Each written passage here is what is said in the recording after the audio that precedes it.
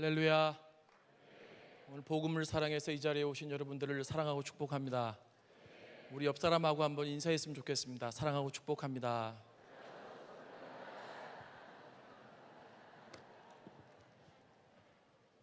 부족한 사람이 첫째 날 저녁 말씀을 나누게 됐는데요.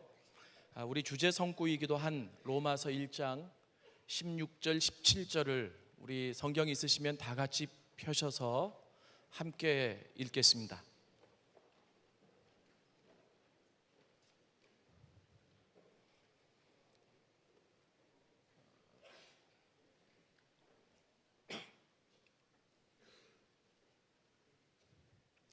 같이 한번 읽어볼까요? 시작. 내가 복음을 부끄러워하지 아니하노니 이 복음은 모든 믿는 자에게 구원을 주시는 하나님의 능력이 됨이라. 먼저는 유대인에게요 그리고 헬라인에게로다.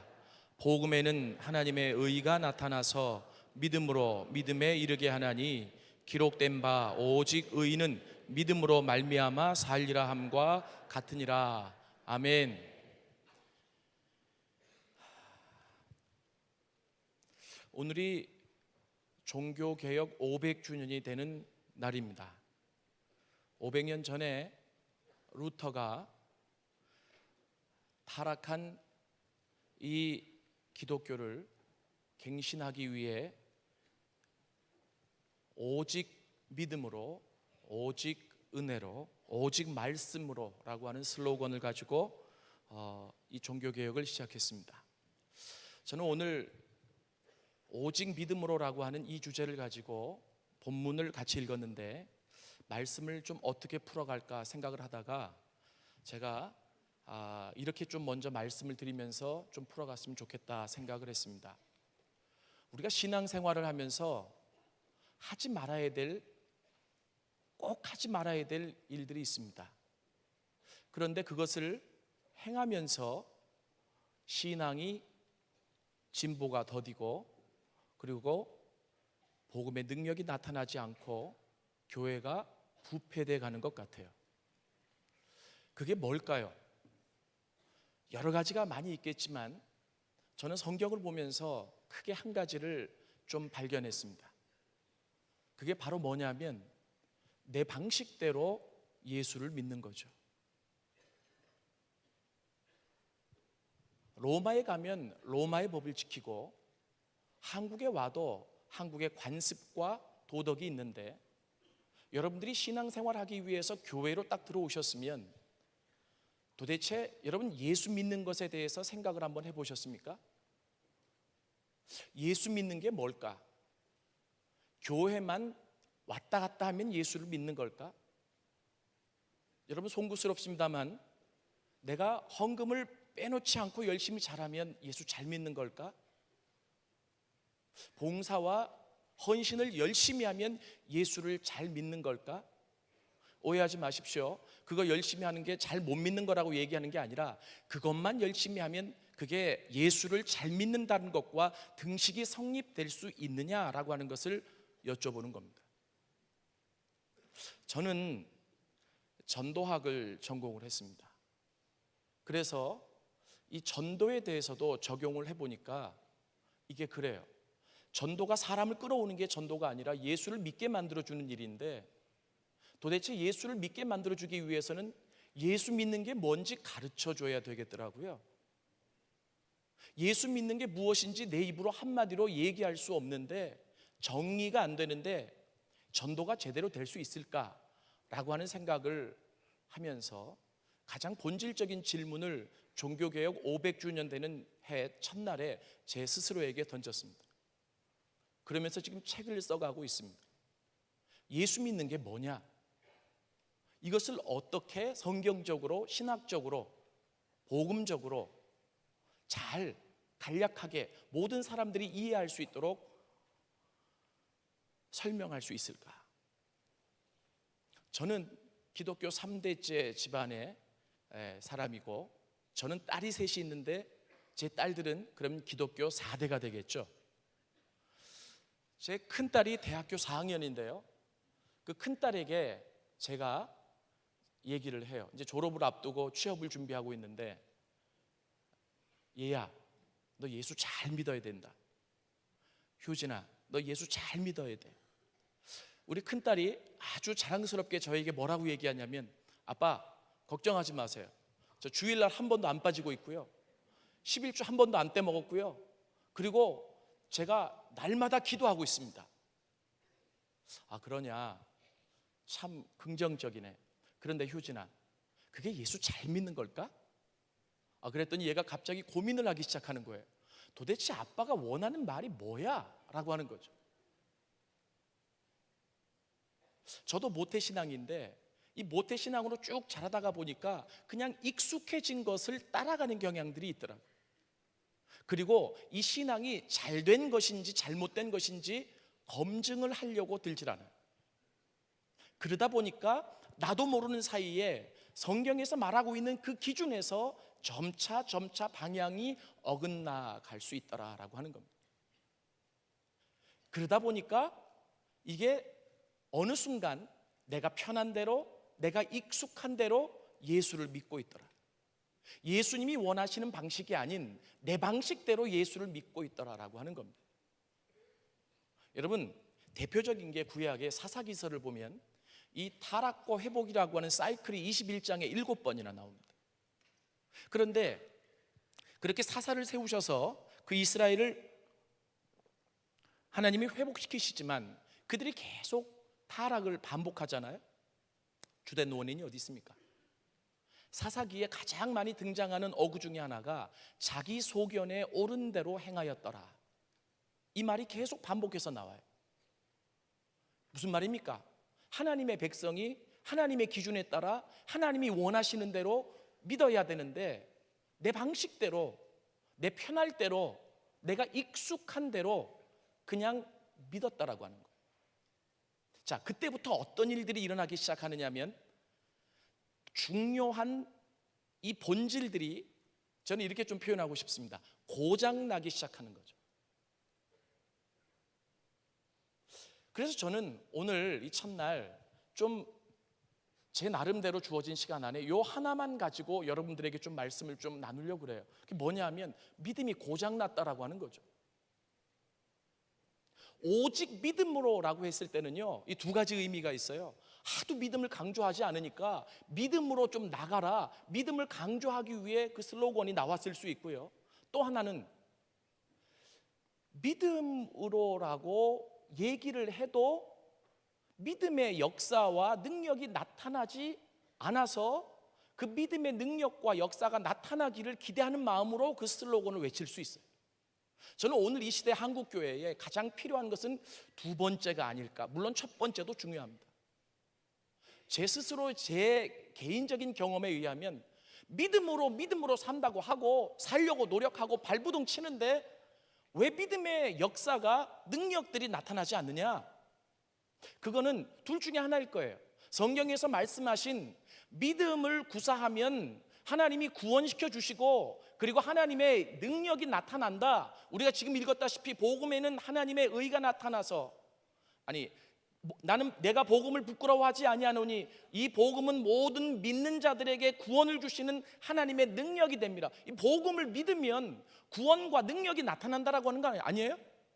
그런데 그 말이 잘못됐든지 아니면 그 말이 옳은데도 역사가 나타나지 않고 능력이 나타나지 않는다면 그 믿음을 구사하는 어떤 방법이나 그 과정이 고장났다고 보는 것이 옳다라고 하는 거죠.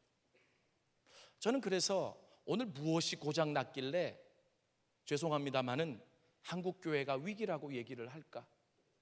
힘을 잃어갈까?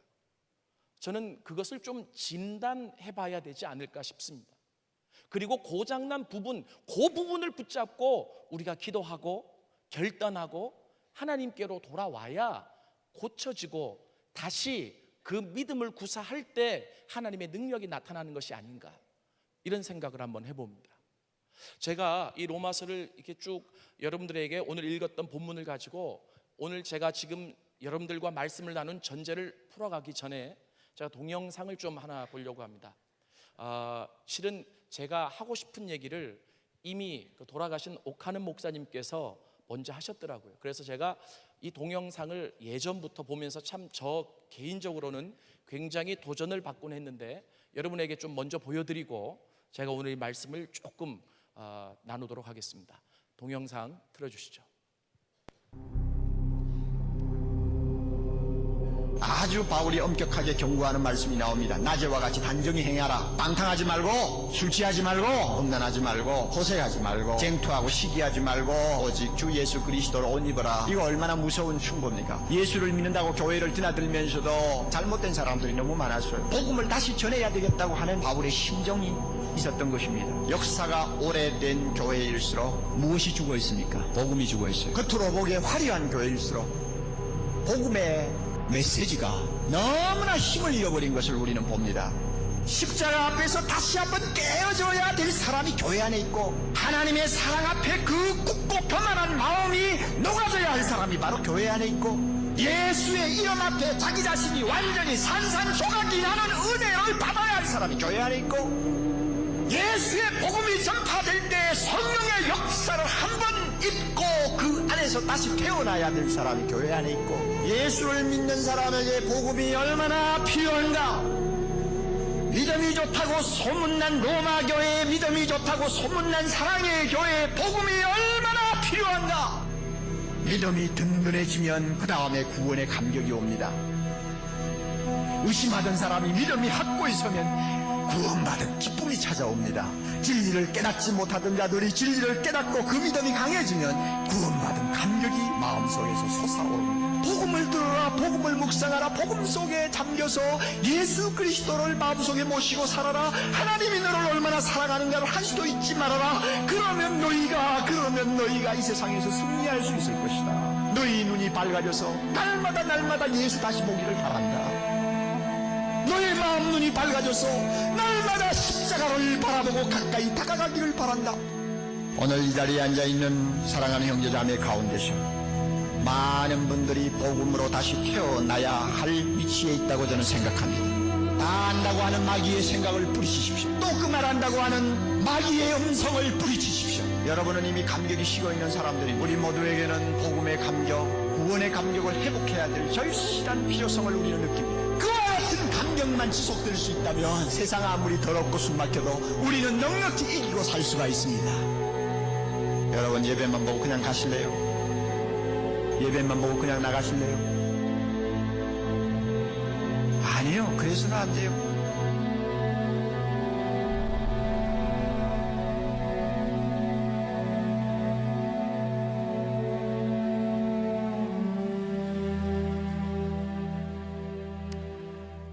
제가 이런 동영상을 보여드리고, 그리고 또 우리 믿음이 고장났다, 뭐 이렇게 무거운 주제를 가지고 서두를 열어가니까 갑자기 여러분들이 침울해지신 것 같으세요? 여러분들이 그냥 좀 경각심을 갖고 생각해보지 못했던 부분이라면 한번 좀 생각하면서 우리가 신앙의 갱신을 이루어내야 되지 않겠느냐라고 하는 의미로 여러분들에게 나누었습니다. 제가 이제 이렇게 말씀을 드렸을 때 여러분들이 저한테 이렇게 물어보실 수 있을 거예요. 그러면 하 목사, 당신이 생각하는 이 기독교의 가장 중요한 핵심이 뭐라고 생각하오? 어떻게 하는 것이 예수를 믿는 것이오? 당신이 찾은 것 중에 하나를 말해보라고 저한테 분명히 질문이 들어올 겁니다. 저는 그래서 오늘 찾은 것 중에 하나를 여러분들에게 말씀드리려고 하는데, 그것이 로마서 1장 17절이라고 하는 겁니다. 이 로마서 1장 17절은 흔히 복음의 금강석이라고 불려져요. 복음, 그 복음 소리만 들어도 전율이 끼쳐지고, 그리고 그 복음 너무나 황홀하고 아름다운데 그 복음 가운데 금강석이라고 불려지는 로마서 1장 17절. 저는 오늘 참 교만한 자인지 모릅니다. 감히 저 같은 사람이 그 복음의 금강석이라고 불려지는 로마서 1장 17절을 가지고 말씀을 나눈다, 참 주제넘는 일일 수 있을 거예요.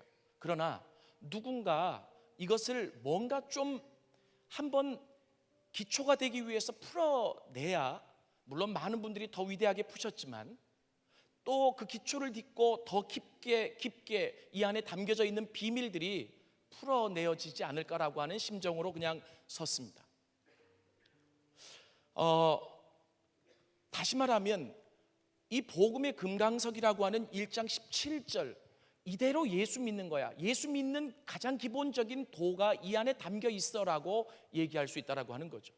실은 여러분들이 잘 알고 있는 루터 그리고 또 웨슬리, 이 루터나 웨슬리도 그들이 꼬꾸라지고 하나님의 사람으로 위대한 신앙의 거장으로 서게 되었던 말씀이 로마서 1장 17절입니다.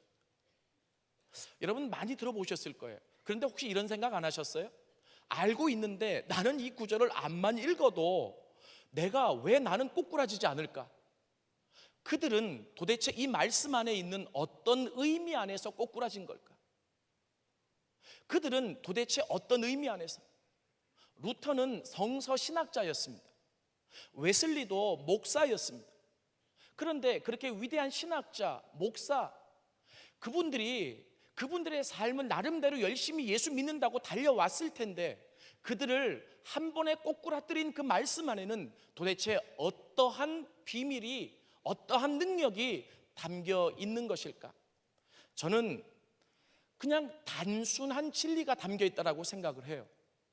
그게 바로 뭐냐면 로마서 1장 17절에 보니까 복음이라고 하는 단어가 나오고 의라고 하는 단어가 나오고 믿음이라고 하는 단어가 나옵니다.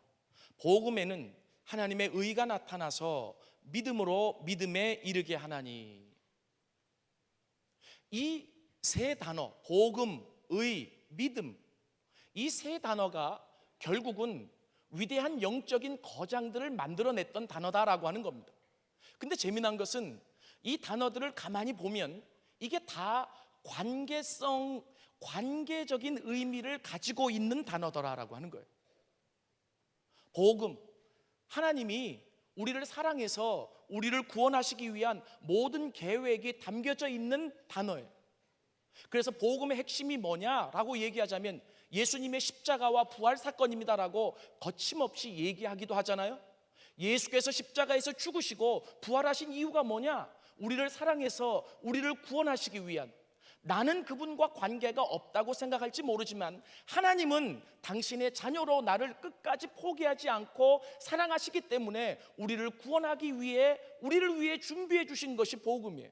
관계가 아니고는 이 단어가 해석되어질 수 없다라고 하는 겁니다. 성경에 의라고 하는 단어가 굉장히 많이 등장하는데 저는 솔직히 처음에 굉장히 어려웠습니다. 하나님의 의가 우리에게 전가되어진다. 이 의를 어떻게 설명해야 되냐? 오늘 로마서 1장 17절에도 보면 복음에는 하나님의 의가 나타나서, 그러면 복음을 딱 비추면 거기서 의가 쫙 나오나요? 이게 도대체 무슨 말일까? 실은 이 의라고 하는 말은 가장 기본적인 의미가 하나님과의 올바른 관계를 나타냅니다. 디카이오수네라고 하는 헬라어를 쓰는데요, 이 가장 중요한 의미가 하나님과 올바른 관계예요. 그러면 복음에는 하나님의 의가 나타난다라고 하는 말은 무슨 말이냐면 그 복음의 내용 안에 우리가 듣고 서게 되면 그 가운데서 우리가 우리를 점검할 수 있게 돼요. 우리가 하나님과 어떤 관계에 있는 자인지. 그리고 나서 우리가 믿음에서 믿음으로 이르게 하는 힘과 능력이 그 안에 있다라고 얘기를 하고 있습니다. 여러분, 오늘 제가 좀 여러분들하고 나눌 이 주제되는 단어가 믿음이라고 하는 단어인데 이 믿음도 굉장히 관계적인 단어예요. 누구를 믿는다라고 했을 때 상대가 있고 대상이 있잖아요.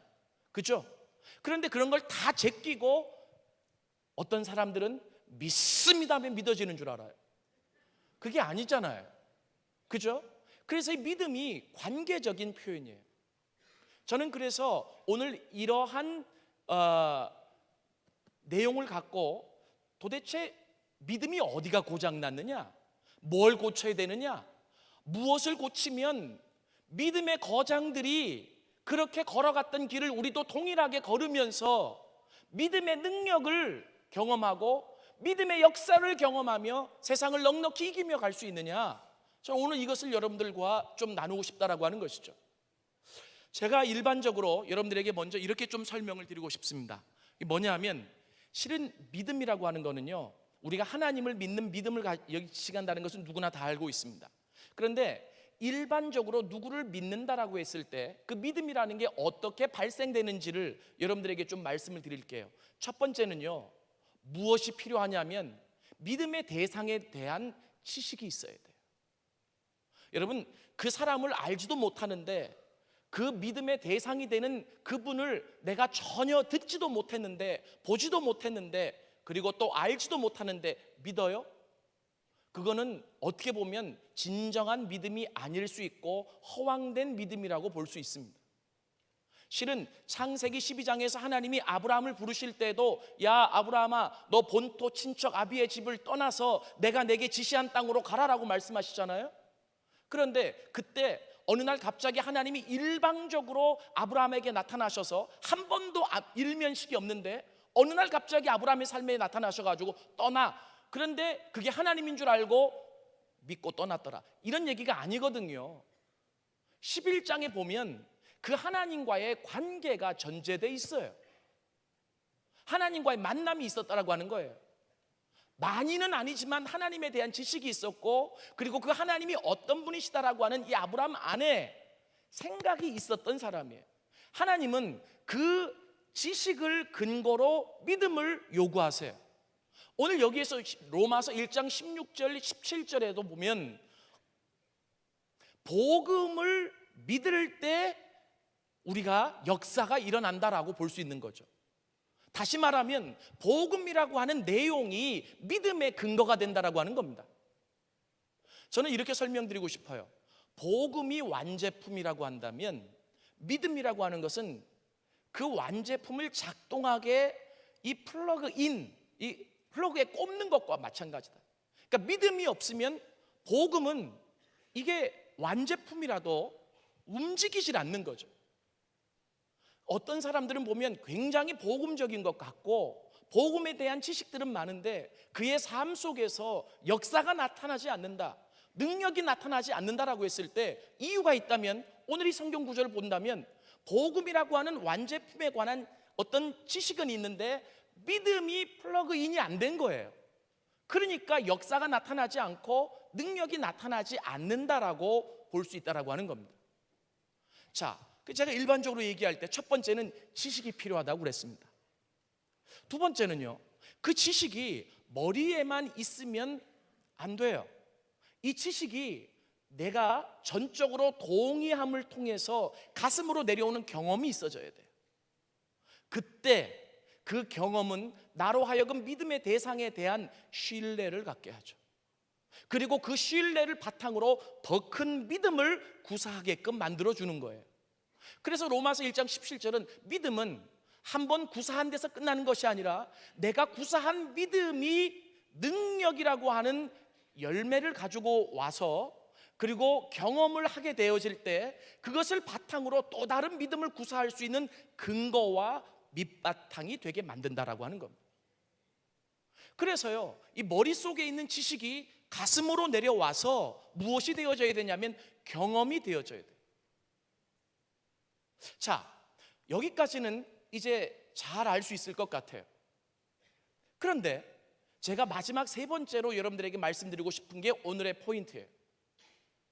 저요, 지식이 있어요. 하나님에 대한 성경 공부도 열심히 했고 제자 훈련도 열심히 받았고 그리고 나름대로 이 기독교에 대한 지식을, 하나님에 대한 지식을 알려고 굉장히 많이 노력을 했어요.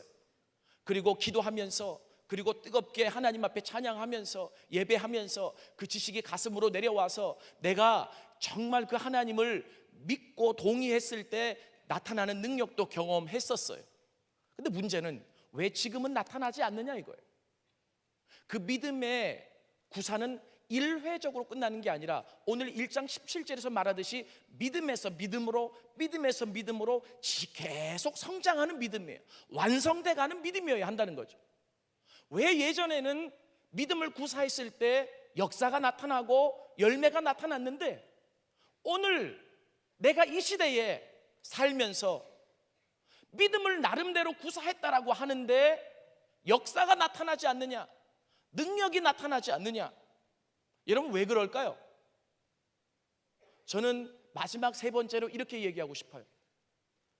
이 믿음을 형성시키는 요소 중에 세 번째가 뭐냐면 헌신, 내려놓음이라고 하는 겁니다. 자, A라고 하는 사람과 B라고 하는 사람이 서로 사귀어요. B라고 하는 사람이 A라는 사람을 알면서, 그리고 아는 것이 경험되어지면서 서로 돈독한 관계가 되어져 가요. 근데 B라고 하는 사람이 A라고 하는 사람을 그렇게 신뢰하면서도 D, F, G 다른 사람들을 썸을 탄다고 생각해 봐요. 우리 여기 어르신들이 썸이라는 말이 무슨 말인지 혹시 아셔? 그러니까 다른 사람에게도 관심을 보이고 다른 사람도 사귄다는 얘기죠. A만 전념하는 게 아니라. 그러면 A의 신뢰를 받을 수 있겠습니까? 없겠습니까? 없습니다. 여러분, 신앙도 동일한 것 같아요. 처음에 우리의 단순하고 깨끗한 믿음이 하나님 앞에 구사가 되어졌을 때 그 믿음에 걸맞는 열매도 능력도 나타나죠. 그런데 이 믿음이 지속적으로 구사되지도 않고, 또는 구사되더라도 열매가 지속적으로 맺혀지지 않으니까 이게 재미가 없어지잖아요. 그러니까 믿음을 구사하는 일을 중단해 버리게 되는 거죠. 왜 그런 일들이 발생되어지느냐? 그러니까 오늘날 다시 오직 믿음으로라고 하는 슬로건을 가지고 다시 우리가 하나님 앞에 우리의 신앙을 점검해 보자, 우리의 믿음을 점검해 보자라고 하는 의미로 오늘 이 집회가 열리는 것 아니겠습니까? 여러분, 왜 그러냐?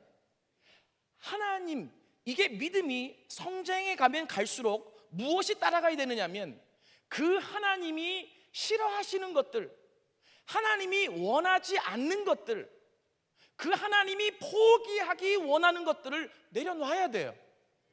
그리고 전심으로 그분을 붙잡아야 돼요.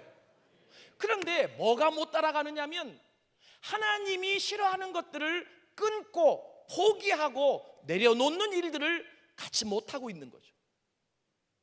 그러니까 나름대로 믿어요. 믿는다고 해요. 나름대로 신앙생활을 한다고 하고, 그리고 내게 믿음이 굉장히 높다라고, 크다라고 생각하는데 내가 생각한 만큼 역사가 나타나지 않는 가장 중요한 이유가 여기에 있습니다. 저는 이것을 한마디로 쉽게 이렇게 표현하고 싶어요. 이것이 믿음과 십자가의 관계예요. 믿음은 믿음이고 십자가는 십자가가 아니라 이 믿음과 십자가의 관계가 바로 여기에 있는 것 같아요. 저는 결혼한 지, 제가 94년도에 결혼했으니까 한 25년 되는 것 같아요. 그런데 저는 신학대학원 동기와 같이 결혼을 했습니다. 그런데 저희 아내는 전라도 토백이고 저희 아버지 어머니는 경상도 토백입니다. 저는 서울에서 태어났습니다. 그런데 저희 할아버지가 장로님이셨는데 이제 둘이 사랑을 하게 됐고 결혼하자라고 생각을 하게 됐고, 할아버지에게, 제가 장손이에요. 그래서 할아버지에게 갔습니다. 할아버지, 결혼할 사람이 있습니다. 그랬더니 저희 할아버지가 대뜸 묻는 말이 어디 사람이냐 이렇게 물으세요. 그래서 제가 전라도 사람입니다. 그랬더니 할아버지가 뭐라고 말씀하시냐면, 여러분 그냥 용서하고 들으세요. 전라도는 안 된다 이러시더라고요. 그래서 제가 할아버지에게 뭐라고 말씀드렸냐면, 할아버지라고 부르지 않고 장로님, 전라도가 안 된다는 말이 성경에 어디 있습니까? 제가 그랬어요. 그랬더니 저희 할아버지가 저를 이렇게 뻔히 쳐다보시더니 그러면 한번 데리고 와봐라. 할 말이 없으시니까 그러면 네가 한번 데리고 와봐라 이거예요. 그래서 제가 저희 아내 될 사람을 데리고 가서 합격을 받아서 결혼을 했어요. 그런데 살아보니까 달라도 너무 달라요. 저는 결혼하기 전에는 경상도 음식이 가장 맛있는 줄 알았어요. 왜냐하면 어머니 아버지가 다 경상도 사람이니까. 물론 경상도 음식도 맛있습니다. 그런데 결혼하고 전라도를 찾아가 보니까 야, 전라도 음식이 그렇게 맛있는 줄 몰랐어요. 제 입맛이 바뀌어지기 시작했죠. 그리고 저희 아내가 어느 날 저한테 그래요. 당신은 내가 머리 스타일을 어떻게 하는 게 좋냐요. 그래서 나는 그걸 뭐 자기 인생인데 나한테 물어보느냐고. 제가 이제 그랬더니 그렇지 않다고, 자기가 좋아하는 스타일에 내가 맞추겠다고. 그 말을 들으니까 굉장히 감동스럽더라고요. 그런데 그 말을 하지 않았으면 좋았을 텐데 했기 때문에 저는 늘 아내 머리를 쳐다봅니다. 오늘도 그 머리를 했는지. 왜냐하면 그 머리를 했다는 것은 나에게 맞추는 거 아니겠어요? 그런데 그 머리가 아니라 어느 날 미장원을 가서 이상하게 하고 오면 제가 갑자기 걱정이 돼요. 내가 싫어졌나? 아니면 내가 뭘 잘못했나? 그리고 저한테 물어요. 당신은 무슨 색이 가장 좋냐고. 그래서 저는 특별하게 좋은 색이 없다고, 나는 이쁘면 다 좋다고, 이쁜 색은 다 좋다고 그랬어요. 그랬더니 저희 아내가 나는 블루색을 좋아한다고. 그 말 한마디가 저한테 꽂혀서 제 옷이 블루색이 그렇게 많아요. 여러분 25년 정도를 살아가다 보니까 서로 경상도 전라도 달라도 닮아져 가더라고요. 그래서 이게 안 닮으면 부부가 좀 이상한 것 같아요. 제가 생각할 때는 맞춰가잖아요. 나는 블루색이 좋은데 빨간색은 싫어 그랬단 말이에요. 누가? 근데 부부가 그 남편이 맨날 빨간색만 입고 나타나 봐. 그러면요 집안에 불화가 일어나는 거예요. 그렇지 않아요? 나는 된장국이 좋지 나는 다른 국은 싫어, 미역국은 싫어 그랬는데 맨날 미역국만 끓여줘봐요. 그럼 난리 나는 거 아니겠어요? 여러분 우리가 일상적으로 우리의 삶을 살아갈 때 그런 것들을 맞출 줄 알면서 왜 하나님 앞에 그 부분을 맞출 줄 모르느냐 이거죠. 그러니까 우리의 믿음이라고 하는 믿음이 공허한 믿음이 되어버린, 우리가 믿음을 구사했다라고 생각하는 그 부분들이 어떻게 보면 내 생각에 불과한 것이 되어버리고 말더라라고 하는 겁니다. 그 하나님이 요구하시는 대로 하나님이 원하시지 않는 것들, 실은 이게 어려워요. 왜 그러냐면 하나님이 원하시지 않는 것들이 내 안에 얼마나 깊게 배어 있는지 내가 잘 모르잖아요. 그래서 하나님이요 믿음의 조상 아브라함도 그랬고 하나님의 사람들을 훈련시키기 위해서 그들을 집중적으로 뭐라고 그럴까요? 훈련시켰던 장이 있어요. 그 장이 어디입니까? 광야입니다. 광야. 광야하니까 가슴이 철렁 하세요? 실은 억지로 광야 들어가려고 하지 않아도 예수 잘 믿는 사람에게 이 세상을 살아간다는 이 자체가 광야일 수 있어요. 여러분 저는요 이 광야를 생각할 때마다 가슴이 참 애려요.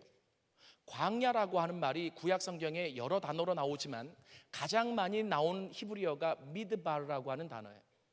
근데 이 미드바르라고 하는 단어는 어디에서 왔느냐면 다바르라고 하는 단어에서 왔어요. 이 다바르라고 하는 단어는 말씀, 하나님의 말씀이라는 뜻이거든요. 이 파생어가 미드바르예요. 근데 미드바르 원어적인 의미의 뜻이 뭐냐면 하나님의 말씀이 있는 장소예요. 하나님 말씀이 있는 곳.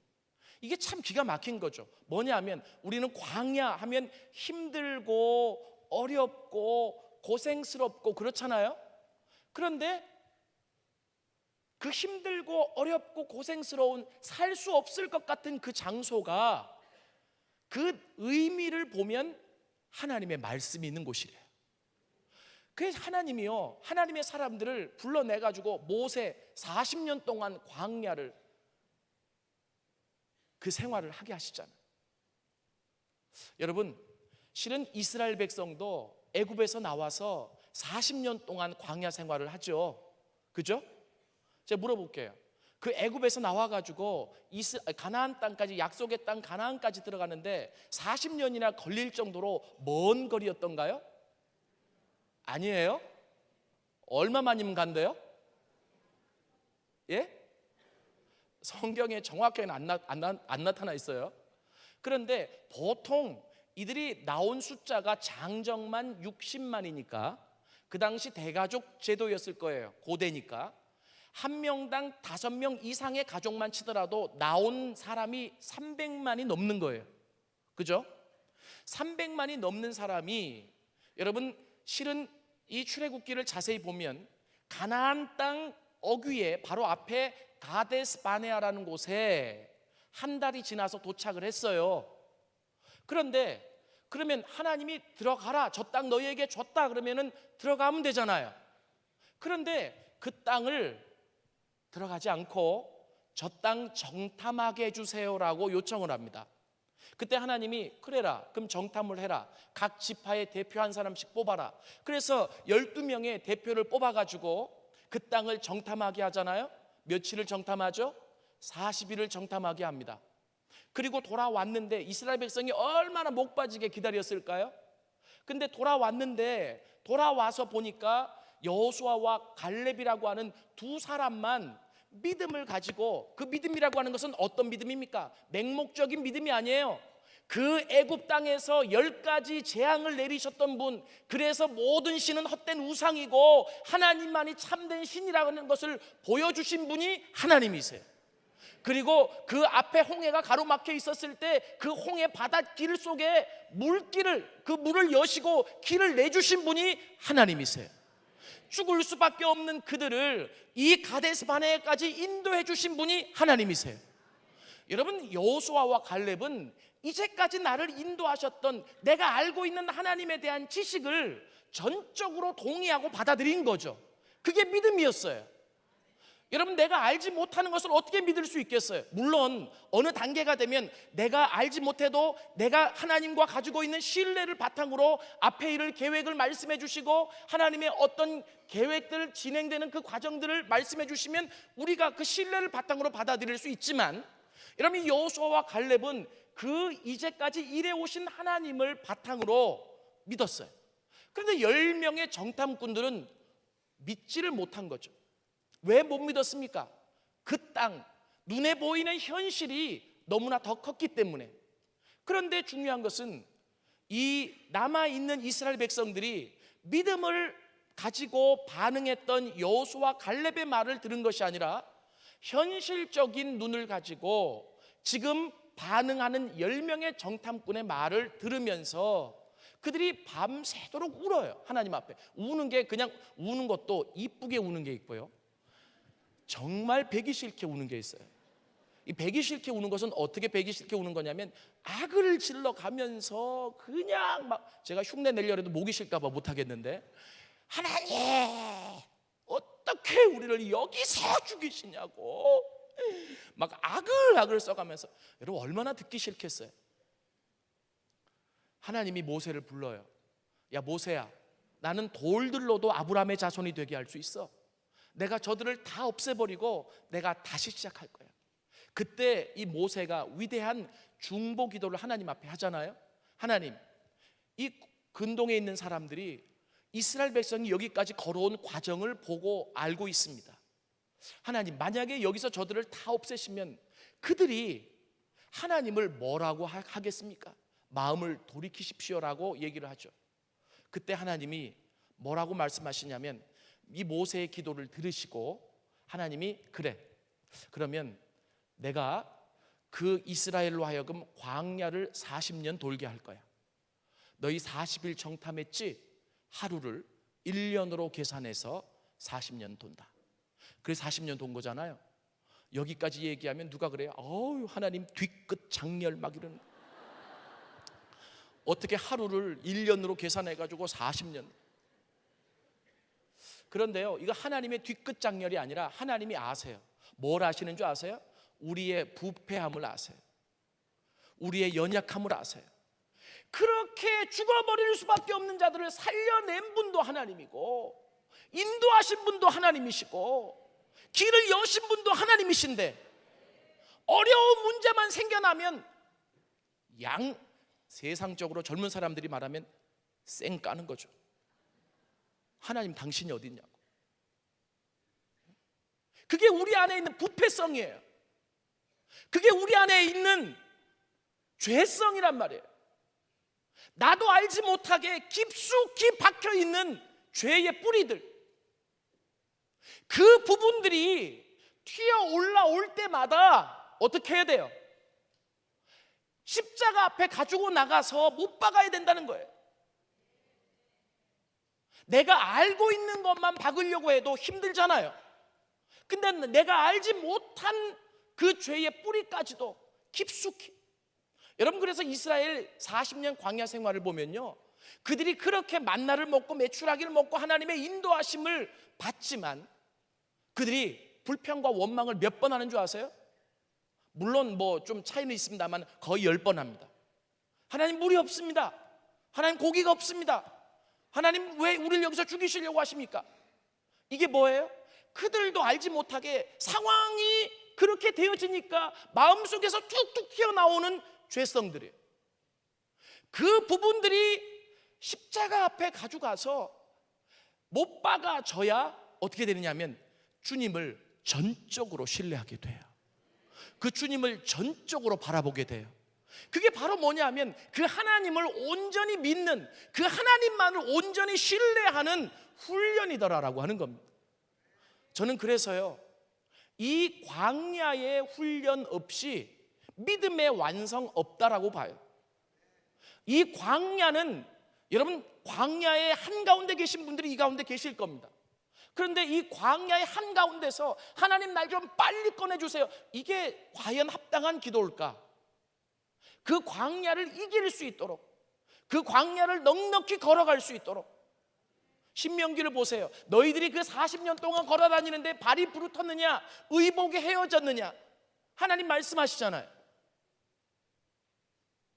정말 믿음의 사람이 되기를 원한다면, 그 믿음으로 승리하기를 원한다면, 믿음의 조상의 그 반열을 따라 걸어가기를 원한다면, 이 광야는 우리에게 필연적인 거다. 아멘이 작은 것 충분히 이해합니다. 얼마나 힘드시겠어요. 제가 오늘 올 때 반주하고 찬양 사역자를 데리고 왔어요. 두 사람이 다 제 제자예요. 한 사람은 찬양 사역자는 서울신학대학교 성악을 했고, 한 사람은 피아노 학과를 했는데, 저는 지금 교수로 들어가기 전에 부천에서 교회를 개척했었습니다. 그런데 교회 건물도 없고, 그리고 개척 멤버도 없고, 돈도 하나도 없는데 하나님이 강권적으로 미셔서 개척을 하게 됐어요. 별로 감동이 없으신데 한번 맨 땅에 헤딩 한번 해보세요. 얼마나 아픈가. 예. 저는 절대로 뭐 이렇게 개척할 생각이 없었는데 하나님이 강권적으로 미셔서, 야, 네가 학교에서 학생들 가르칠 때 교회가 건물이라고 가르쳤냐? 예수 그리스도를 주와 그리스도로 고백하는 사람의 모임이 교회니까 건물 없어도 할 수 있지. 예. 야, 너 개척 멤버 없다 그러는데 너에게 준 은사가 전도하는 거 아니냐? 전도해서 양육하고 제자 훈련시키는 게 네 과목인데 너 개척 멤버 없다고 너 트집 잡을 거냐? 아닙니다. 너 돈 없다 그러지, 이 세상 모두 누가 만들었냐? 내가 만들었다. 돈 나한테 다 있어. 알겠습니다. 그러고 했잖아요. 그랬더니 이제 하나님이 이제 그 믿음대로 하나님이 이제 사람들을 붙여주시고 이제 이렇게 쭉 했는데, 이제 저 제자들이 나중에 붙었어요. 그런데 제가 이 믿음에 관한 훈련, 광야에 관한 훈련들을 참 많이 했던 것 같아요. 저도 이 광야 시간이 지금도 뭐 있지만 참 많은 시간들을 10년 이상을 저의 스승 밑에서 제자 훈련을 받으면서 정말 너무 힘들어서 사표를 써놓고 다녔어요. 언젠가는 사표 내고 튀려고. 그러니까 이 제자 훈련, 그리고 이 광야, 이게 참 힘들다는 거, 인간적으로 힘들지 세상적으로 힘들지, 정말 하나님의 임재가 있으면 넉넉히 이겨갈 수 있는데 세상적으로 볼 때 힘들다는 거예요.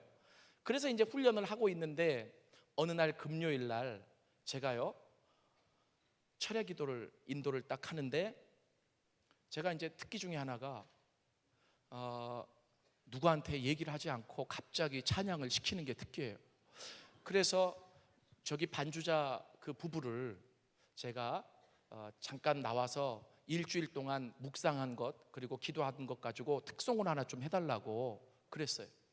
그런데 그때 이 부부가 가장 힘들게, 그 남편이 직장을 구하고 그리고 아내도 지금 어떤 일자리가 없고, 그래서 하나님 앞에 훈련을 받으면서 정말 광야의 한중간에서 눈물로 나가던 그런 시간이었어요. 제가 핵심 한 5가정을 제자 훈련을 시키는 가운데 한 가정이었어요. 저는 이 가정이 지금 광야의 한중간에 있다는 것을 알아요. 그래서 더 기도하라고, 이때 더 믿음을 배워야 한다고 제가 계속 가르쳤었거든요. 그래서 어떻게 살았나 점검도 할 겸 저는 공개적으로 점검을 좀 하기도 해요. 그래서 나와서 찬양을 좀 하라고 그랬더니 제가 깜짝 놀랐어요. 마치 시키기를 기다렸다는 듯이 뚜벅뚜벅 나오더라고요.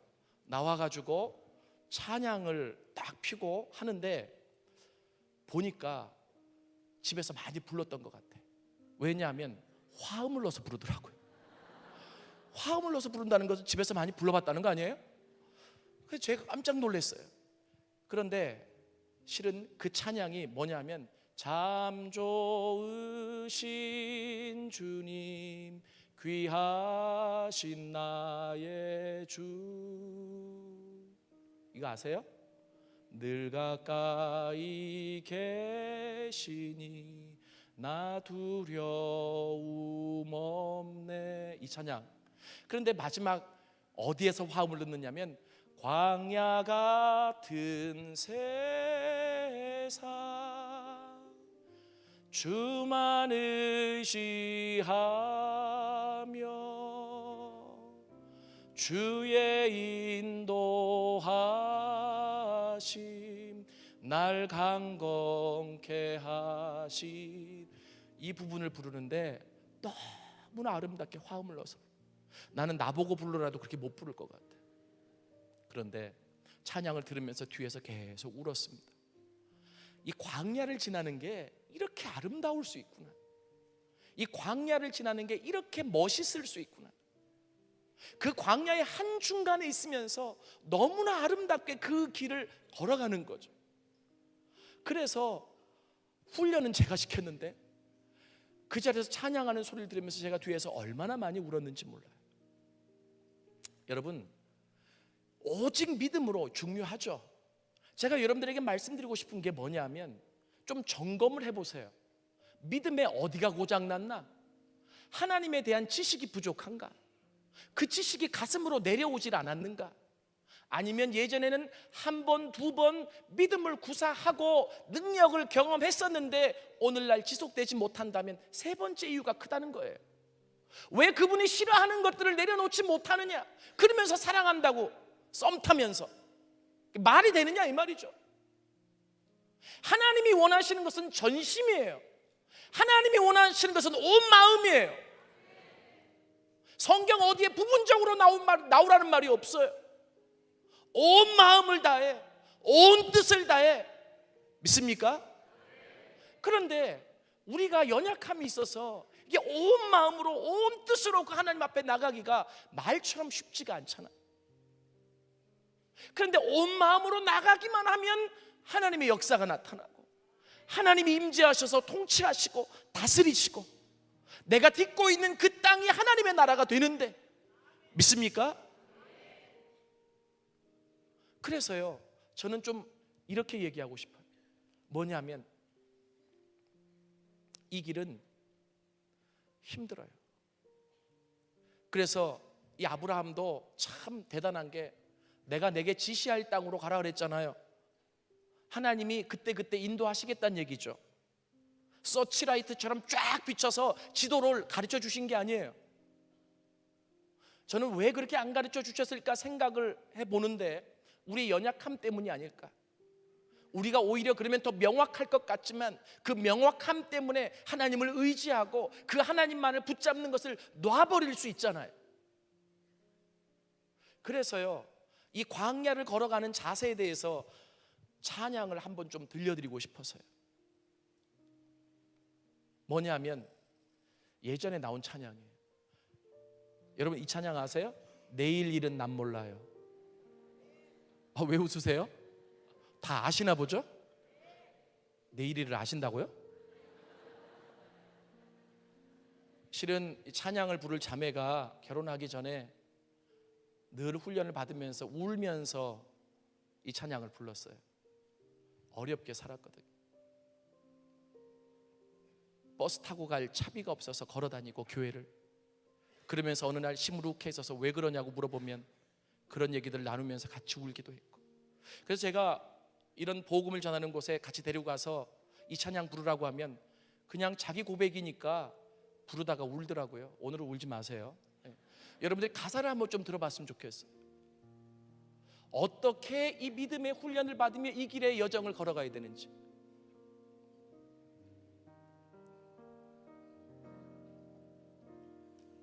내일 일은 난 몰라요. 하루하루 살아요. 불행이나 여행함도 내 뜻대로 못해요. 험한 이 길 가고 가도 끝은 없고 권해요. 주님 예수 팔레미사 내 손 잡아 주소서. 내일 일은 난 몰라요. 장래일도 몰라요. 아버지여 날 붙드사 평탄한 길 주옵소서. 좁은 이 길 진리의 길 주님 가신 그의 길 힘이 들고 어려워도 찬송하며 갑니다. 성령이여 그 음성을 항상 들려주소서.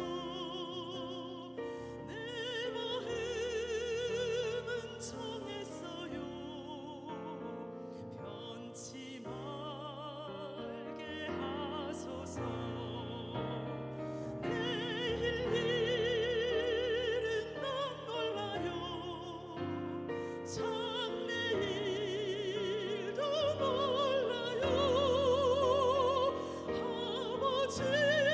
아버지여 아버지여 주신 소명 이루소서. 우리 1절만 좀 같이 불렀으면 좋겠어요. 실은 잊혀버린 찬양이 돼버렸고, 그리고 별로 반기지 않는 찬양이 돼버린 것 같은데, 제가 조금 이따 말씀드리겠지만 저는 이것을 이렇게 부르고 싶어요. 영적 나그네송이라고.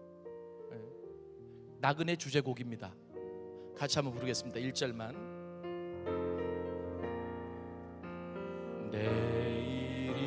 내일은 난 하루하루 살아요. 하루하루 살아. 불행이나 요행함도 불행이나 요행함도 내 뜻대로 못해요. 험한 이 길 가고 가도 험한 이 길 가고 끝은 없고 고뇌요. 끝은 없고 주님 예수 팔레미사 주님 예수 팔레미사 내 손 잡아 주소서. 내 손 잡아 주소서. 내일 일은 난 몰라요. 내일 일은 난 몰라요. 장래일도 몰라요. 장래일도 몰라요. 아버지여 날 붙드사 평탄한 길 주옵소서. 아멘. 이렇게 걸어갔던 적이 있지 않던가요? 이렇게 걸어가야 되지 않나요? 그렇다고 오해하지 마세요. 맨날 질질 짤면서 힘들게 걸어가라는 얘기가 아니라 이게 기본 자세라는 거죠. 그래서 우리 선조들 보면요, 저는 이 십자가를 묵상하고 복음이라고 하는 단어를 연구하면서 제가 우리 선조들에 대해서 다시 한번 생각하게 됐어요.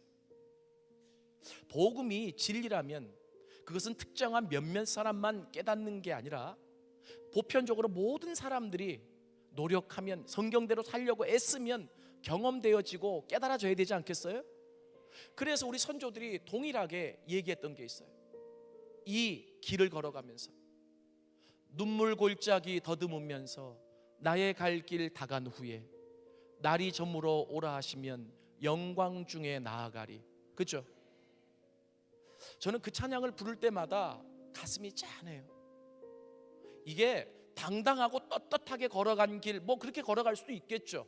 그런데 선조들이 대부분 고백했던 고백이 어떤 것이냐면 이게 여기가 길인지 잘 모르는 거예요. 그래서 하나님 앞에 막 부르짖으면서 울죠. 하나님, 어디가 길입니까? 하나님, 어떻게 가야 합니까? 그러면서 간 길이 참 기가 막히게 하나님이 원하시는 길이야 그게. 예? 그런데 눈물도 잊어버리고 하나님 앞에 부르짖는 것도 잊어버리고, 그리고 그냥 하나님 앞에 왜 서치라이트 안 비춰주냐고 때만 쓰고, 이게 말로만 믿음 해가지고 믿음의 역사가 나타나겠느냐고요. 하나님을 안다라고 하는 것, 제가 지식을 먼저 얘기를 했는데 그 지식이 깊어져 갈수록 지식에 걸맞는 삶의 모습이 있어야 되잖아요. 그래야 둘의 관계가 깊어지는 거 아니겠습니까? 왜 썸 타시냐고요. 저 어릴 때 부흥 강사님들이 그런 말씀 많이 하시더라고요. 세상에 한 발자국, 그리고 교회에 한 발자국, 양다리 걸치지 말라고, 발 찢어진다고. 그런데 그때는 참 웃었어요. 근데 요즘 보니까 이게 우리의 신앙을 망치고 교회를 우습게 보이게 만드는 주범이 아닐까.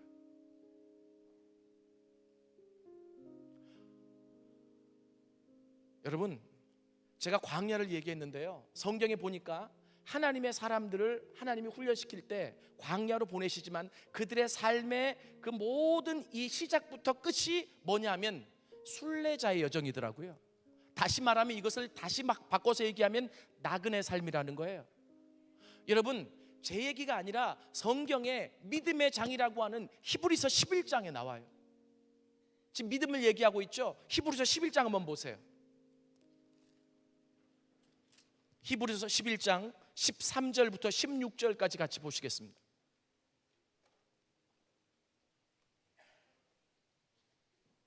한 목소리로 읽을까요?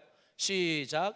이 사람들은 다 믿음을 따라 죽었으며 약속을 받지 못하였으되 그것들을 멀리서 보고 환영하며 또 땅에서는 외국인과 나그네임을 증언하였으니 그들이 이같이 말하는 것은 자기들이 본향 찾는 자임을 나타냅니다.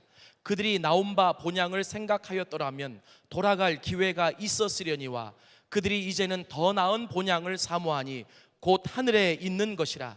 이러므로 하나님이 그들의 하나님이라 일컬음 받으심을 부끄러워하지 아니하시고 그들을 위하여 한 성을 예비하셨느니라. 아멘. 자, 보세요. 히브리서 11장에 나오는 사람들 다 영적인 거장들입니다. 믿음의 선조들이에요.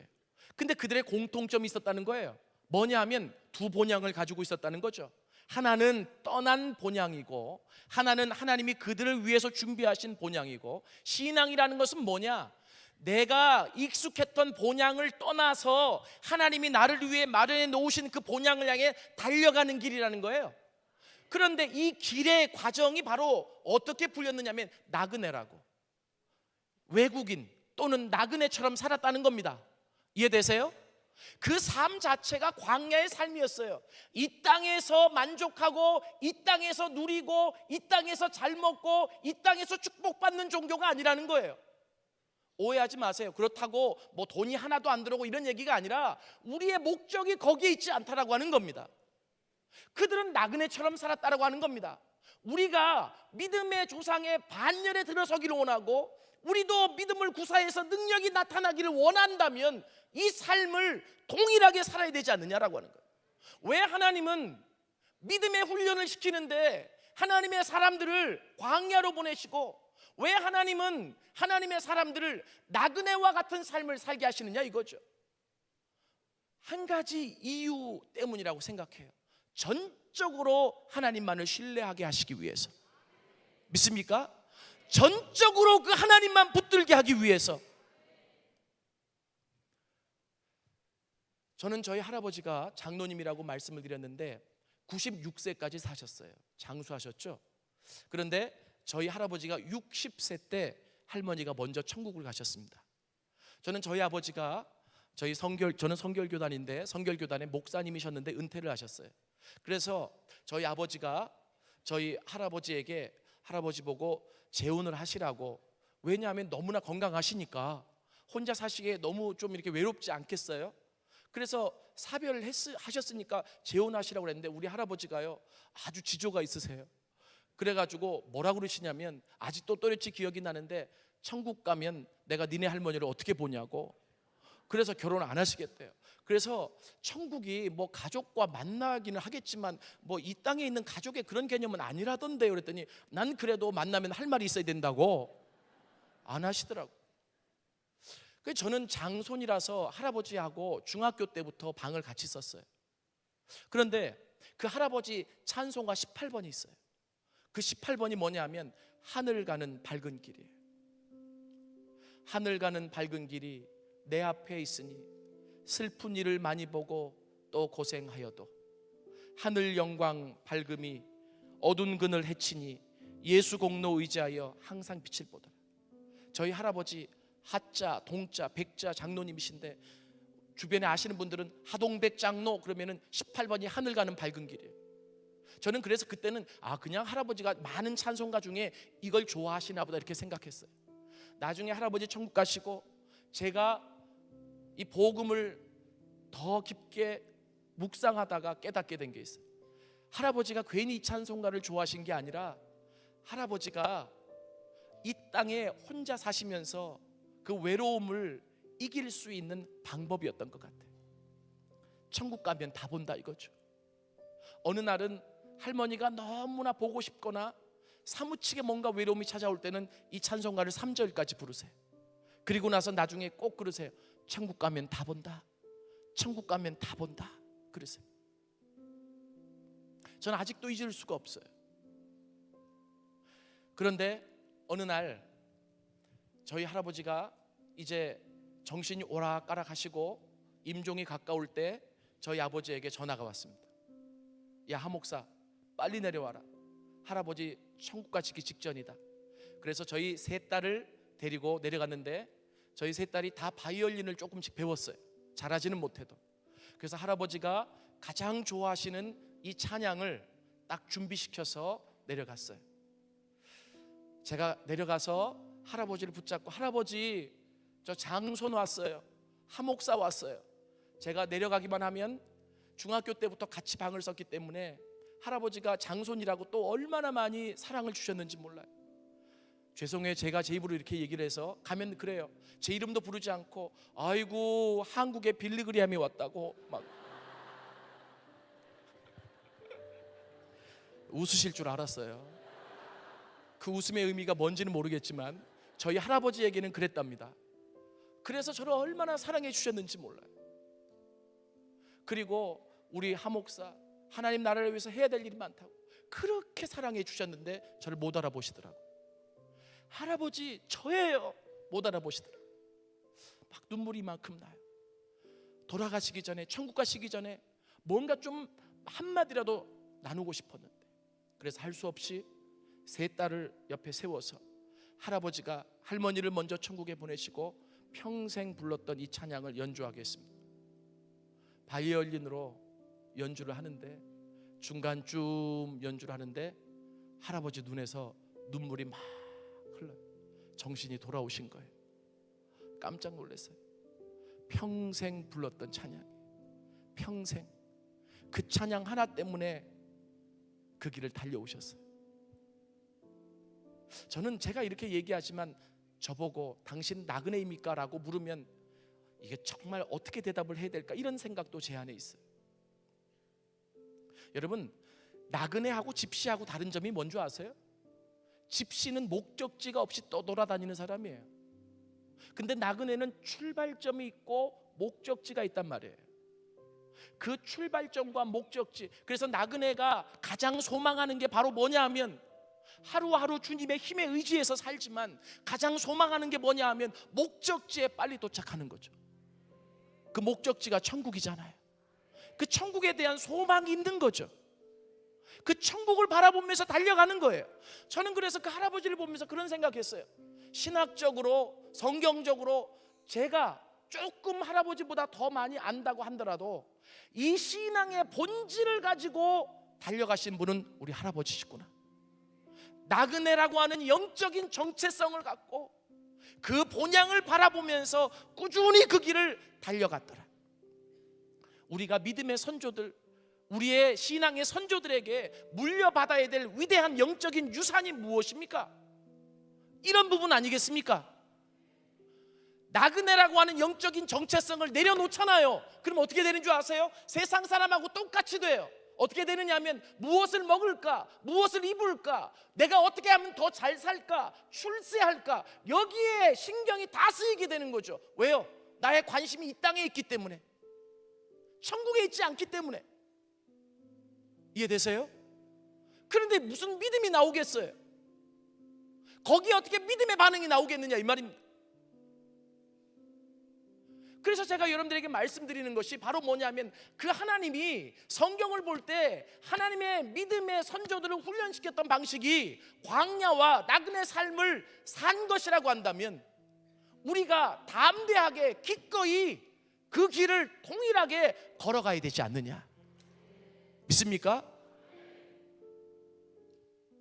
송구스럽지만 한국 교회가 왜 이렇게 힘을 잃어갈까?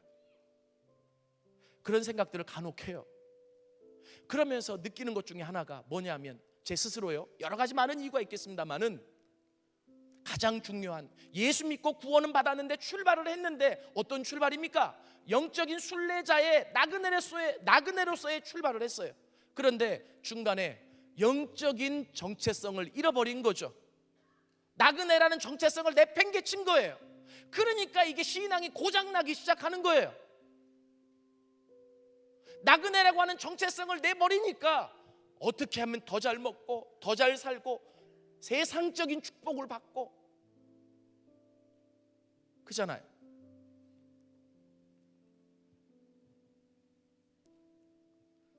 이 찬송가 가사 3절이 기가 막혀요. 내가 천성 바라보고 가까이 왔으니 아버지의 영광 집에 가 쉴 맘 있도다. 나는 부족하여도 영접하실 터이니 영광 나라 계신 임금 우리 구주 예수라. 아멘. 천성 바라보고 가까이 왔다는 거예요. 그 천성 바라보고.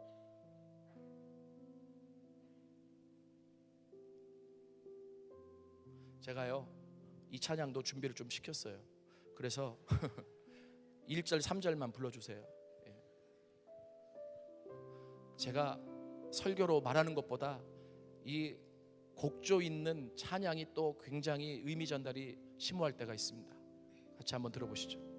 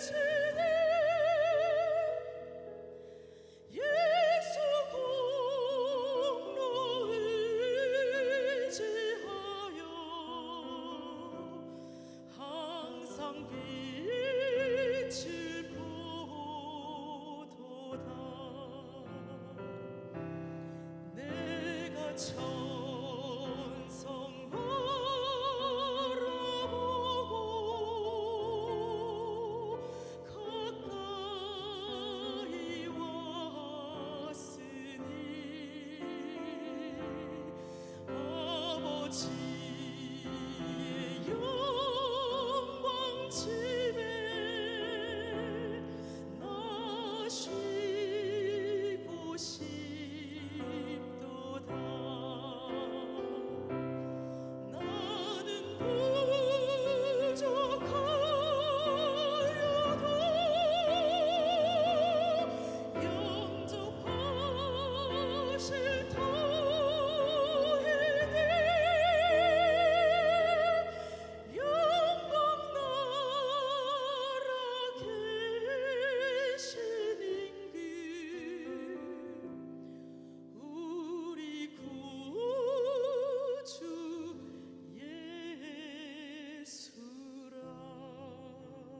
아멘.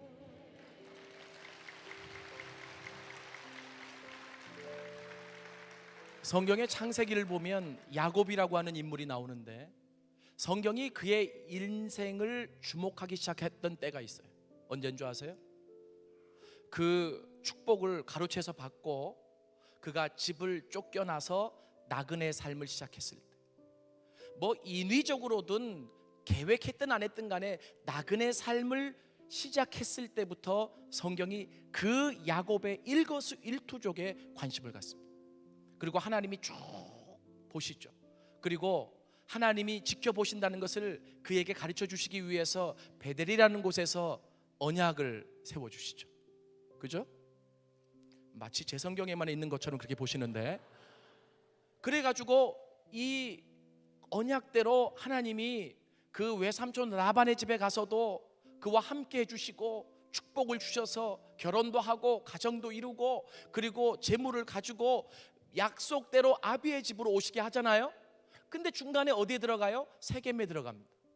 근데 세겜에 처음에 들어갔을 때는 단을 쌓고 예배를 드렸어요. 그런데요, 그 땅이 살기가 좋거든. 양치기가 좋아요. 그래서 나그네 삶을 중단해 버렸네. 거기 주저앉았어요.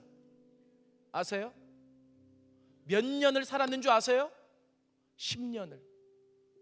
근데 성경은 그 10년 동안 뭐 했는지 한 번도 얘기를 안 해. 그러다가 그렇게 나그네 삶을 포기하고 세상 사람처럼 양떼들 잘 먹이고 잘 살고 하는 것들을 추구하다가 어느 날 딸 디나가 강간을 당하죠. 그리고 나서 그 오빠들이 안갚음을 한다고 거짓으로 화친 조약을 맺고 그들을 죽여버리고 할례를 받게 한 다음에, 그리고 그 소문이 가나안 땅에 퍼져서 가나안 사람들이 연합해가지고 쳐들어오면 이제 야곱의 집은 몰락하게 돼 있어요. 여러분 보세요. 나그네라고 하는 정체성을 포기해버리고 주저앉은 것이 얼마나 무서운 것인지. 개구리처럼, 개구리가 뜨거운 물에 들어가면 팔짝 뛰지만 서서히 끓이면 뜨거운지 모르고 서서히 죽어간다면서요. 여러분, 그때 하나님이 일방적으로 나타나세요. 그리고 야곱에게 뭐라고 말씀하시냐면 일어나라, 베델로 올라가라 라고 말씀을 하시죠. 그래서 베델로 올라갑니다. 그래서 베델에 올라가서 하나님을 만나는데요, 기가 막혀요. 하나님을 만나서 창세기 35장을 보니까 뭐라고 나오냐면 야곱이 밧단 아람에서 돌아오매 그래요. 지금 돌아온 것은 세겜에서 돌아온 거 아니에요? 근데 성경은 뭐라고 얘기하냐면 밧단 아람에서 돌아왔대요. 왜 그랬을까요? 이 밧단 아람이라고 하는 것은 외삼촌 라반의 집이에요. 저는 여러 가지로 해석이 가능하겠지만요, 그가 나그네 삶을 살면서 하나님만 의지했던 그 시간들, 그것들을 내려놓고 세상 사람과 똑같이 살았던 10년의 시간은 어떻게 보면 하나님이 카운트하시는 시간이 아니다, 이렇게 볼 수 있다라고 하는 거죠. 오늘날 얼마나 많은 사람들이 야곱처럼 떠나요. 인위적이든 자의적이든 타의에 의해서든 떠밀려서든 떠나요. 그래서 영적인 순례길을 걸어가며 그 광야가 좋지는 않지만 억지로 떠밀려서 광야에서 믿음의 훈련도 쌓고 믿음을 구사하면서 하나님의 능력을 경험하기도 하고, 그래서 하나님의 임재 속에서 세상이 부러울 만한 것들도 경험해 보면서, 그런데 어느 날 갑자기 세겜 땅에 주저앉아 버린 사람들, 영적인 나그네, 그 나그네라고 하는 정체성을 버려버리고 다 던져버리고 나 여기서 이 정도 되니까 양떼 먹이면서 내가 편하게 내 이 노후의 인생을 살리라. 여러분, 이 땅에서 잘 먹고 잘 사는 게 하나님의 뜻이 아니라고요. 하나님이 준비하신 그 목적지까지 달려가는 거예요. 달려가면서 믿음을 키워가야 돼요. 성장시켜 가야 돼요. 또 다른 후배들이 나를 보고 따라올 수 있도록. 저는 그렇게 생각합니다. 얼마나 많은 사람들이 출발을 했는데 야곱처럼 세겜 땅에 주저앉아 버렸는가. 만약에 혹시 오늘 이 말씀을 들으면서 세겜 땅에 주저앉아 버리신 분들이 계신다면 오늘 주님의 음성을 들을 수 있기를 원합니다. 일어나 베델로 올라가라. 일어나 베델로 올라가라. 일어나 베델로 올라가라. 아멘. 아멘. 제가 이제 말씀을 좀 정리를 하면서 제가 강조할 부분을 가지고 마무리를 짓고 기도를 좀 했으면 좋겠습니다. 여러분, 제가 오늘 여러분들에게 말씀드릴 때 신앙의 가장 해서는 안 될 부분이 뭐냐면 내 방식대로 예수를 믿는 거라고 그랬어요. 내가 익숙했던 대로. 그래서 우리는요, 신앙생활 하면서 항상 조심스럽게 내가 가는 이 길이 하나님이 원하시는 길인지 아닌지 점검을 해봐야 돼요. 그 점검이 없으면 나도 모르는 사이에 내가 의도적이지 않아도 어떻게 되어버리냐면 잘못된 길로 가면서 내가 예수를 잘 믿는 것처럼 생각할 수 있더라라고 하는 겁니다. 그죠? 제가 거기서 하나만 더 얘기할게요. 여호수아 24장에 보면 여호수아가 위대한 유언을 하죠. 그 유언 가운데 위대한 말이 나옵니다. 그 말 중에 하나가 뭐냐면 오직 나와 내 집은 여호와를 섬기겠노라. 그죠? 말이 너무나 멋있으니까 한두 번은 들어보시고 그리고 또 암기하는 분도 계실 거예요. 근데 여호수아가 하고 싶은 말이 얼마나 많았겠어요. 그런데 왜 그런 말을 했는 줄 아세요? 여러 가지로 많은 해석이 가능하지만 이렇게 해석해 볼 수 있어요. 그 당시 이 애굽은 이 여호수아가 뭘 봤습니까? 애굽에서 나왔잖아요. 애굽은 다신교 신앙을 가졌던 범신론적으로 그 많은 신들이 있었던 나라에서 살았어요. 그죠? 그리고 고대 근동의 많은 나라들을 접했을 거 아닙니까? 그리고 가나안 땅에 들어가서 그 신들도 그들이 섬기는 우상도 섬겨봤을 것이고, 여러분 신앙의 체계를 크게 나누면 다신 종교 체계, 일신 종교 체계, 그 다음에 유일신 종교 체계 세 가지로 나눌 수가 있어요. 차이가 뭔지 아세요? 유일신 신앙은 오직 이 세상에 신은 하나밖에 없다는 거예요. 근데 많은 사람이 유일신 신앙 체계와 일신 신앙 체계를 헷갈려 해요. 그게 뭐냐면 유일신 신앙은 이 땅에 오직 신은 하나밖에 없다는 거고, 일신 신앙 체계의 핵심은 뭐냐면 신들은 여럿이 있는데 내가 믿는 신이 최고라는 거죠. 그리고 다신 신앙은 그냥 자기가 무섭기 때문에 이신 저신 다 섬기는 거예요. 제가요 인도에 1년 동안 제가 있으면서 거기서 제가 이제 포닥 과정을 했습니다. 그런데 인도는 힌두교잖아요. 신이 3억 3천의 신이 있어요. 인도 사람들이 가장 좋아하는 신이 뭐냐면 가네시 신이라고. 근데 참 재밌어요. 뭐냐면 전도를 하잖아요. 그러면 그들이 교회 와요. 그리고 예배 끝마치고 와서 또 사원에 가. 그러니까 예수님이 유일신이 아닌 거예요. 재미난 게 뭐냐면 어떤 자기가 섬기는 좋아하는 가네시 신 앞에 가가지고 문생의 문제를 가지고 막 해결해 달라고 그러잖아요. 근데 해결을 안 해줘요. 그러면 간단해, 신을 바꾸면 돼. 그래서 또 다른 신에게, 저희 딸이 그 모습을 보고, 그때 큰딸이 초등학교 1학년이었는데 뭐라고 얘기하냐면, 아빠 인도 사람 참 불쌍하다. 저래가지고 어떻게 신만 바꾸다가 신을 다 섬기기나 할 수 있을까? 그잖아요. 여호수아는 무엇을 받느냐 하면, 그는 아까 말씀드렸다시피 믿음을 구사해서 1세대에서 죽지 않고, 그리고 모세의 뒤를 이어 믿음의 지도자의 반열에서 이스라엘 백성을 그 가나안 땅에 정착시켰던 사람 아닙니까? 믿음의 눈으로 보이니까 보이는 게 있어요. 뭐냐면 이 백성들이 지금 나름대로 종교적인 행위는 하는 거예요. 제사도 지내요. 하나님도 섬겨요. 그러나 하나님이 원하시는 대로 신앙생활을 못하고 있다는 게 보이는 거죠. 무슨 말입니까? 내 방식대로 제사를 지내고 내 방식대로 종교적인 행위를 하며 내 방식대로 하나님을 섬기는 거예요. 그들 사이에는 이 유일신 신앙의 가장 핵심이 뭐냐면 신앙의 대상이 되시는 하나님과의 인격적인 관계예요. 그 관계가 끊어지면 모든 게 형식으로 전락해 버리거든요. 그런데 그들은 형식만 가지고 하나님을 섬긴다고 하면서 일신 신앙으로 전락해 버려가고 있는 거죠. 그래, 신들을 보니까 많더라. 근데 내가 믿는 신이 최고더라, 이거예요. 하나님을 섬기지만 하나님만을 섬기기는 싫어하는 사람들. 이게 말장난 같지만 엄청난 차이가 있습니다. 하나님을 섬기지만 하나님만을 섬기기를 싫어하는 사람들. 하나님이 없으면 도저히 살 수 없다라고 생각하지 못하는 사람들.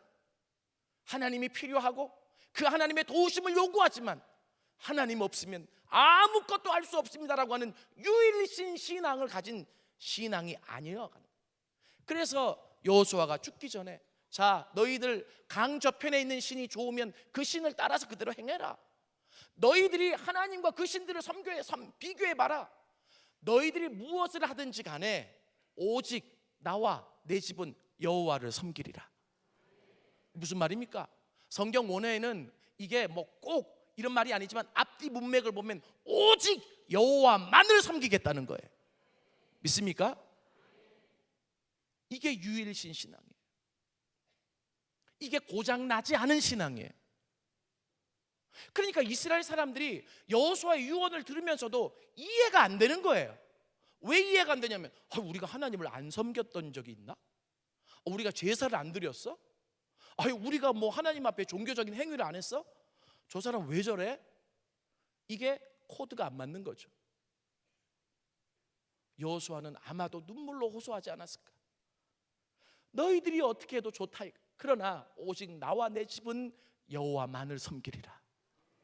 오늘 이 신앙이 다시 회복되어져야 되지 않겠습니까? 고장난 그 믿음에 대한 부분들. 저도요 막 뛰고 싶어요. 그러니까 이게 뛰는 게 잘못됐다는 게 아니라 오직 믿음으로. 그런데 어떤 때는 그렇게 뛰는데도 믿음의 역사가 나타나지 않더라. 왜 그럴까? 믿음의 고장난 부분이 어딘지 발견을 못하고 진단을 못했기 때문에. 그래서 제가 뭐 짧은 시간이면 짧은 시간이고 긴 시간이면 긴 시간이지만 크게 세 가지를 가지고 점검해 보시라 그랬잖아요. 첫 번째는 하나님에 대한 지식이 부족하냐? 두 번째는 그 하나님에 대한 지식이 가슴으로 내려오지 않았느냐? 그래서 경험되어졌느냐? 세 번째는 그런 경험들 다 해봤는데 왜 지속성이 없느냐? 그건 마지막에 가장 심오한 단계인데 저는 한국교회가 이 단계에서 걸려있다고 생각하는 거예요. 개인적으로는 뭐냐면 하나님과 썸 탄다 이거죠. 그 하나님의 절대적인 기준에 맞추어서 끊어야 될 것들 끊고 포기해야 될 것들 포기하고 십자가에 못 박아야 될 것들 못 박으면서 전심으로 하나님 앞에 나가야 하는데 믿습니까? 믿습니까? 이게 오늘날 우리가 부르짖어야 될 오직 믿음이에요. 십자가 없이, 십자가에 내려놓음 희생 없이, 십자가의 죄를 못 박음 없이 믿음이라는 구호가 얼마나 허무맹랑하게 들리겠는가 이 말입니다. 그 하나님과 맞추는 일 없이 내 할 것은 다 해버리고 내가 편한 것은 다 하면서 이 자리에 나와서만 오직 믿음 한다고 믿음의 역사가 나타나겠느냐 이거죠. 그 하나님을 신뢰하겠느냐 이 말. 우리 선조들을 불렀던 찬양 보니까 또 이런 찬양도 있더라. 의지하세 주 의지하세. 의지하는 게 뭐예요? 전적으로 그분을 붙잡는 거 아닙니까? 믿음의 표현이에요. 그러면 그 다음 가사가 뭐예요? 구하시네 곧 구하시네. 아멘. 뭐냐 하면 믿음의 역사가 나타난다는 거예요. 뭡니까? 삶의 구원, 생활의 구원, 내 삶에서 어려운 부분들이 고쳐지고 회복되는 역사. 오늘날에는 예수님이 감기 하나도 못 고친대. 제가 목회할 때 보니까 유아실은요, 죄송해요, 애기 엄마들로 가득 차 있는데 예배 환경이 열악하죠. 어느 날 듣게 됐어요. 그 유아실에서는 예배드리기 힘들면 엄마들이 정보를 교환하는데 어느 이비인후과 가면 의사가 용하고 어느 한의원에 가면 아기들을 잘 보고, 교회는 예수님 얘기로 가득 차야 되는데 교회가 힘을 잃어가니까 병원 의사 얘기로 차지게 되는, 그 예수님이 내 감기도 고치고, 그 예수님이 내 천식도 고치고, 그 예수님이 내 공황장애도 고치시고, 그 예수님이 내 문제를 해결하시고, 그래서 그분이 진정한 나의 구원자가 되심을 다시 한번 확인하고, 이것이 뭡니까? 지식이 가슴으로 내려오는 경험들이 쌓이고 쌓일 때 그분에 대한 믿음이 더 깊어져 가는 거 아니겠습니까? 예수님이 감기 하나도 못 고치는데 그분에 대한 믿음이 어떻게 생기겠느냐고요. 지식이 가슴으로 내려오질 않는데. 제가 오늘 마지막으로 여러분들에게 말씀드릴 게 있어요. 그러면 맨날 나그네 어떤 정체성, 나그네라고 하는 맨날 내일 일은 난 몰라 하고 더듬더듬하고 그렇게 달려가냐? 그건 기본적인 자세라 그랬어요. 주님을 붙잡는, 날마다 주님과 동행하는. 어떻게 내일 일을 알겠어요? 어떻게 모레 일을 알겠어요? 그래서 주님이 하루하루를 도와주시기를 간절히 소원하는 그 자세죠. 근데 놀라운 것은 그런 자세를 갖고 그 광야 속에서도 꿋꿋하게 주님만을 바라보고 의지하잖아요. 그러면 어떤 역사가 일어나는 줄 아세요? 하나님이 그 믿음이 정말 하나님이 원하시는 믿음이라면, 고장나지 않은 믿음이라면, 살아있는 믿음이라면 하나님이 주시는 게 있어요. 뭐냐면 소망을 주십니다. 제 얘기가 아니에요. 베드로 전서에 보면 이 베드로 사도가 믿음 때문에 핍박을 받아 소아시아로 뿔뿔이 흩어진 그리스도인들에게 쓴 편지가 베드로 전서 아닙니까? 근데 그 베드로 전서에 보면 베드로 사도가 뭐라고 얘기하냐면, 너희들이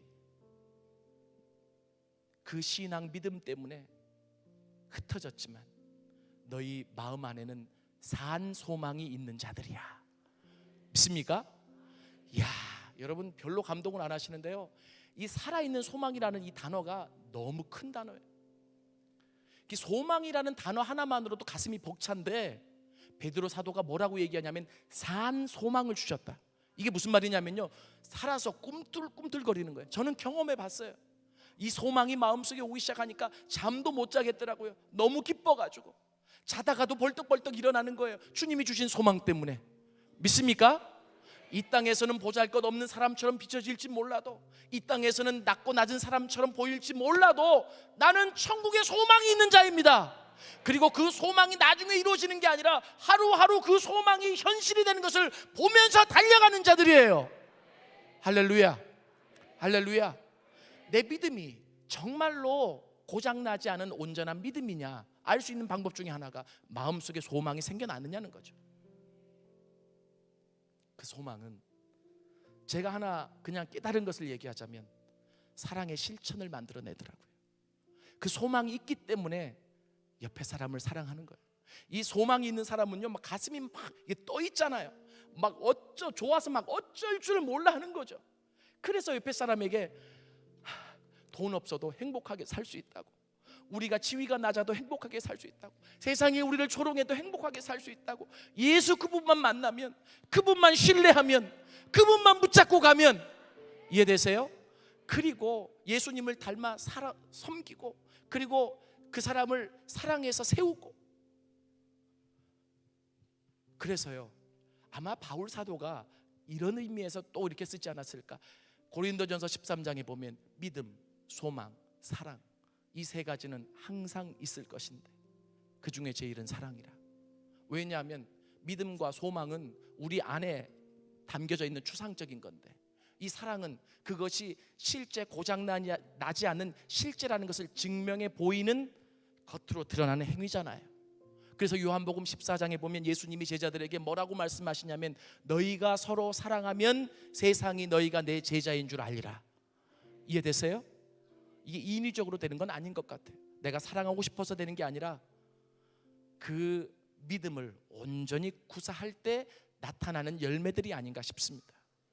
오늘 복음을 사랑해서 이 자리에 오신 여러분들을 축복하면서 제가 여러분들에게 그렇게 부탁드리고 싶습니다. 다시 이 믿음을 가지고 일어나십시다. 이 믿음의 역사를 봅시다. 이 믿음의 능력을 가지고 세상을 이기며 나갈 수 있는 모든 분들이 되셨으면 좋겠습니다.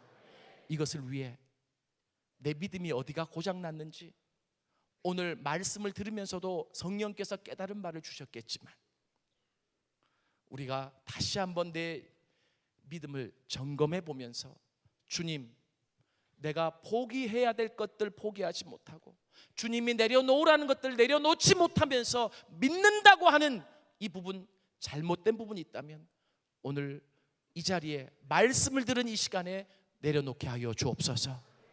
포기할 수 있도록 도와주옵소서. 그리고 이 지식이 가슴으로 내려와서 지속적으로 경험된 경험이 별로 없으신 분들은 주님에 대한 아는 지식이 있는데 그것이 내가 동의하고 붙잡을 때 내 안에 실제적인 현실로 경험되어지는 역사가 있게 하여 주옵소서. 뭔가 걸리는 그 한 부분을 가지고 오늘 다 같이 주님 앞에 기도하며 나갔으면 좋겠어요. 하나님의 말씀을 들었을 때가 결단할 때고, 하나님의 말씀을 들었을 때가 그 말씀 붙잡고 기도할 때입니다. 왜냐하면 내일이라는 시간은 궁극적으로 우리의 시간이 아니기 때문입니다. 오늘 이 시간에 하나님께서 깨닫게 하신 부분이 있습니까? 세겜 땅에서 아직도 헤매시는 분들이 계십니까? 나그네라는 정체성을 잃어버리고 나름대로 내가 하고 있는 종교적인 행위 때문에 내 신앙이 건강하다고 착각하고 계시는 분들이 계십니까? 오늘 주님이 여러분들에게 말씀하신 바를 붙잡고 우리 같이 한번 진솔하게 기도하며 나갑시다.